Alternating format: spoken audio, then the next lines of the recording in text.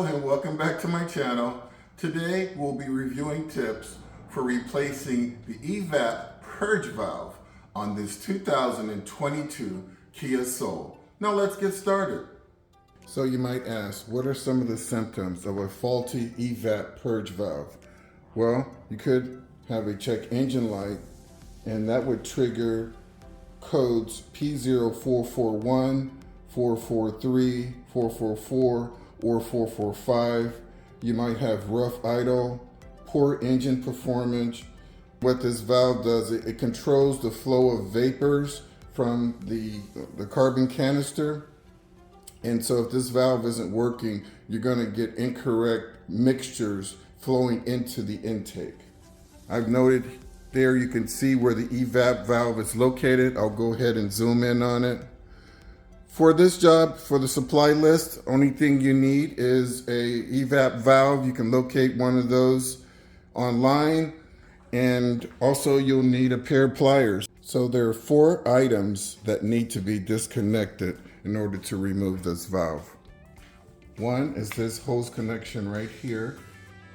2 is the clip, the retaining clip. It's a rubber housing retaining clip back here.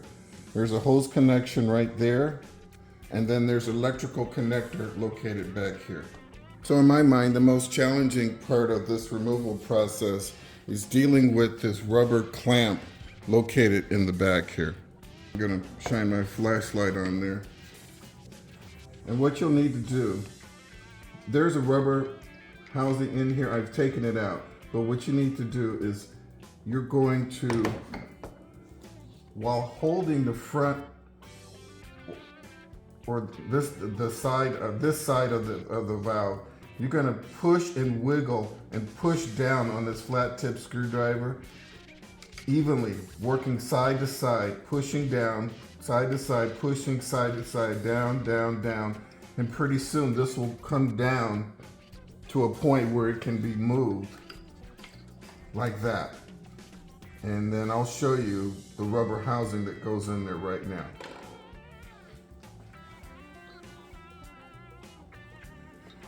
So here is the rubber housing, and it goes in here just like this.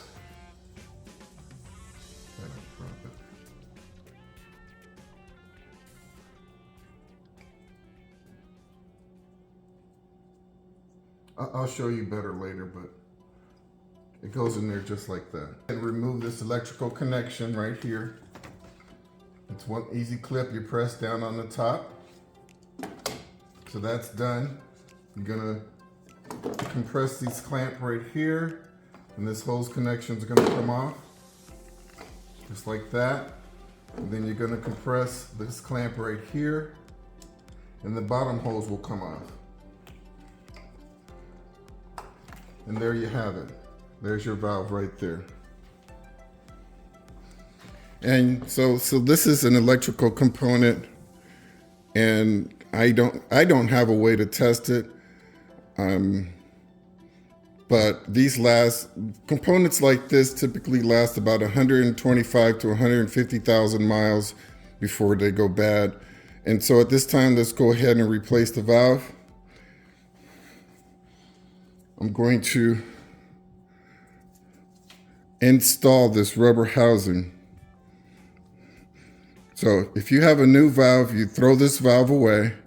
You take your new valve, you're gonna have to use the old rubber housing that was from the old valve, okay?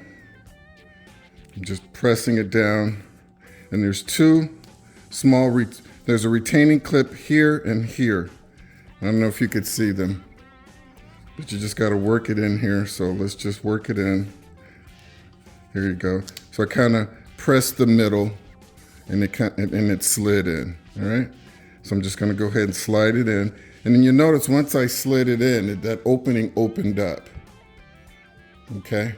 And that's what's gonna slide up and onto the blade that's still there in place.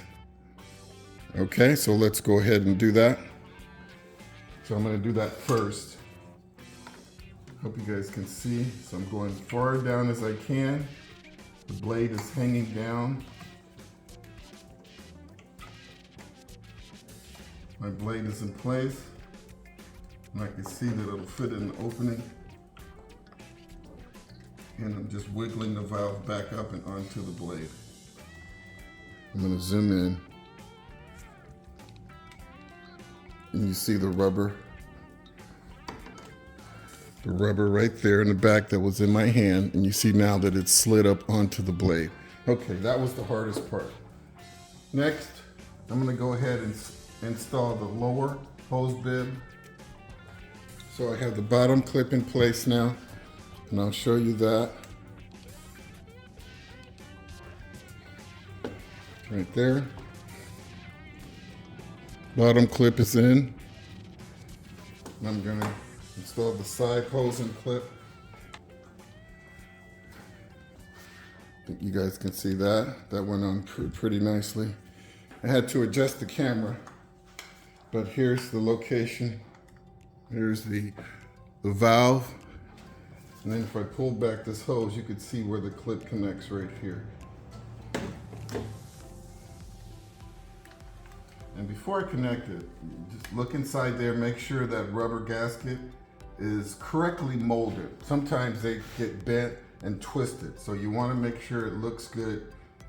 And then go ahead and just simply slide it on. Listen for the click.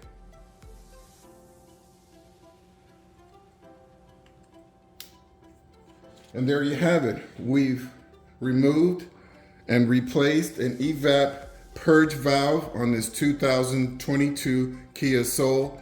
I hope you found my tips to be helpful. Please like and subscribe. And until next time, drive defensively.